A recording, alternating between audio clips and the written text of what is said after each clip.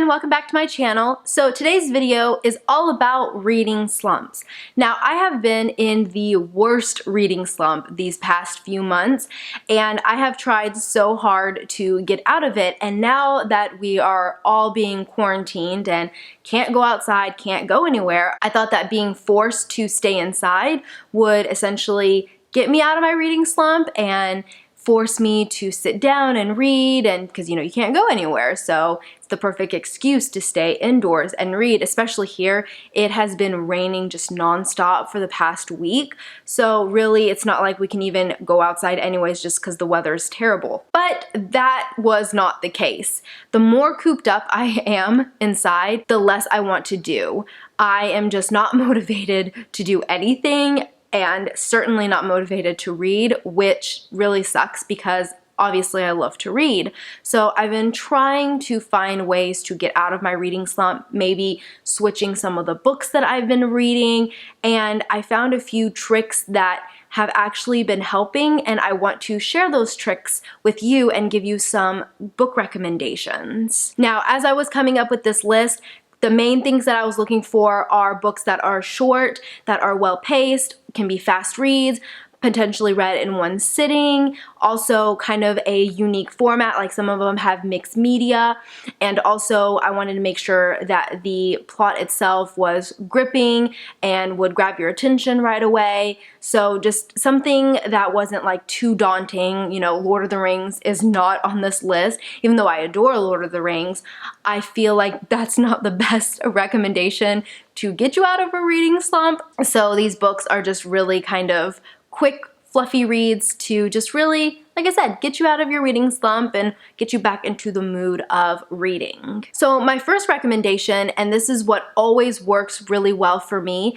is to reread a favorite. Rereading books is always a great way for me to just get back into loving reading, and I don't know, I can pick up one of my favorite books and I can just maybe reread a favorite scene in that book, and that just gets me out of my reading slump instantly. I don't know what it is, but just rereading books is such a great way for me to get out of my reading slump, which sometimes can be a little difficult because I do have a lot of new books that I need to read, but I would rather be rereading a book than not reading at all. So a recommendation that I have for you, that a book that I have reread numerous times, is Harry Potter and the Sorcerer's Stone. So this is actually Harry Potter and the Philosopher's Stone. I actually have never read the UK edition, and I really want to. I don't know how different it is. I think, correct me if I'm wrong, but really all that changes is that instead of saying Sorcerer's Stone, it says Philosopher's Stone in the book. I don't know, comment down below, let me know. I think that Harry Potter is just such a fun and whimsical, and just the first few books are easy to really get into because they're not really thick. Like the first book isn't super chunky, neither is the second, and that really is a great way to just kind of get you into the mood of reading, and then once you're hooked, you can read the rest of the series. Honestly, I know that Harry Potter itself is quite daunting, like the series as a whole, but if you can just start with one, and then maybe that'll get you out of your reading slump. Now, the great thing about Harry Potter is that there are so many different variations to read this book. You can read it with the new illustrated editions, which I highly recommend. It just adds something special, and all of the beautiful pictures and illustrations really just, I don't know, they're mesmerizing and they really get you out of that reading slump, in my opinion. You can also listen to the audiobook, or you can, if English is your primary language, you can read the UK edition, or you can read the American edition. There's so many different ways to read Harry Potter that you can just kind of pick one that works for you to get you out of your reading slump. Another recommendation that I have is to read a graphic novel or a comic book.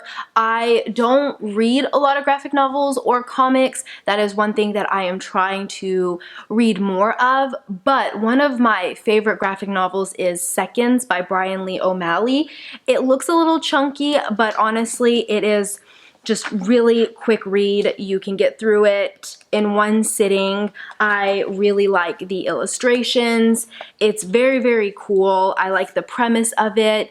It's just about like second chances. I really, really enjoyed it. I've read it a few times, and it's definitely one that I think would help get you out of a reading slump because it is such a quick, fun read that you can just knock it out in just a couple of hours. Another recommendation is to read something comical. So kind of going off the graphic novels, maybe reading something more nonfiction, but kind of in the comedy section. Reading something that is just really funny is a great way to get out of a reading slump. So a recommendation I have is Hyperbole and a Half by Ali Brosh. This is just a collection of comics that are just really hilarious. I found myself laughing the entire time reading this. And you can, you know, it's not like a storyline where you have to read all the way through. You can stop at any time. You can read different sections of it.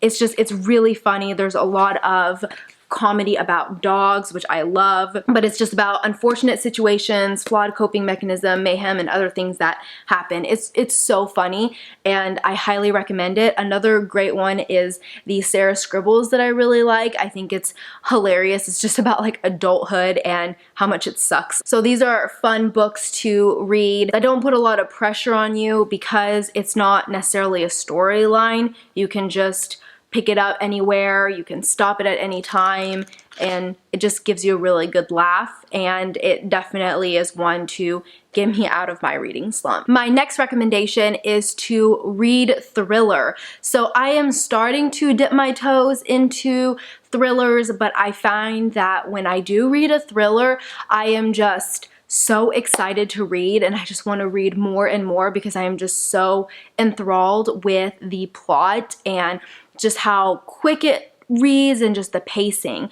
So I have two recommendations. The first one is Sadie by Courtney Summers. This one is phenomenal. It does have some trigger for child abuse, sexual assault. So just, you know, forewarned for that. But this book is just phenomenal. It is definitely a great thriller to kind of dip your toes in. It is considered young adult. It's not overly graphic. There are some graphic scenes, but it's not overly graphic.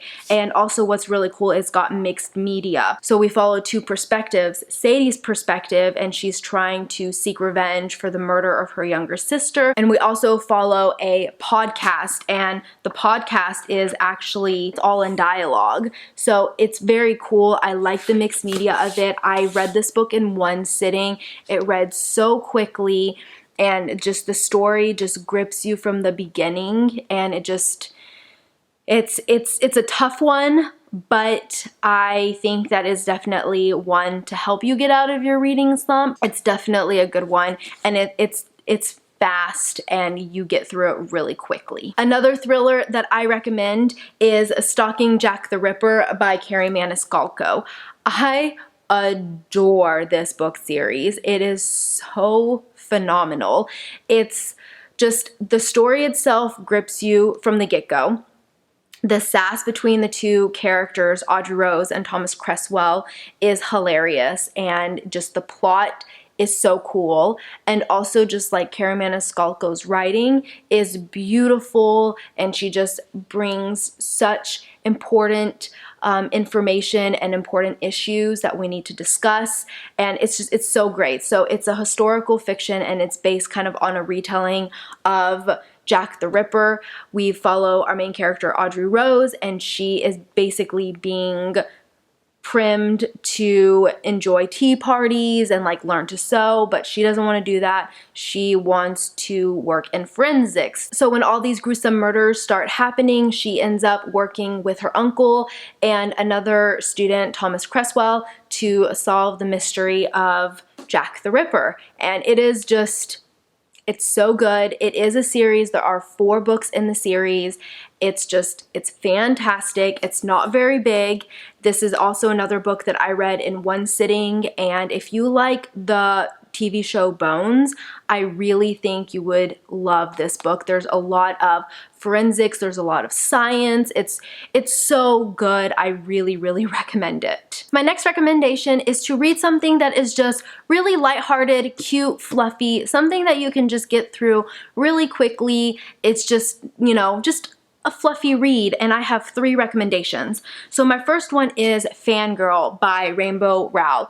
I adore this book. It is so great. We follow our main character, Kath, and she's going to college, and her twin sister doesn't want to room with her. She's having to cope with not having her sister by her side, going to school, boys. Now, what is great about this book is that if you are fans of Harry Potter, well, Kath writes fan fiction for Simon Snow, which is their version of Harry Potter.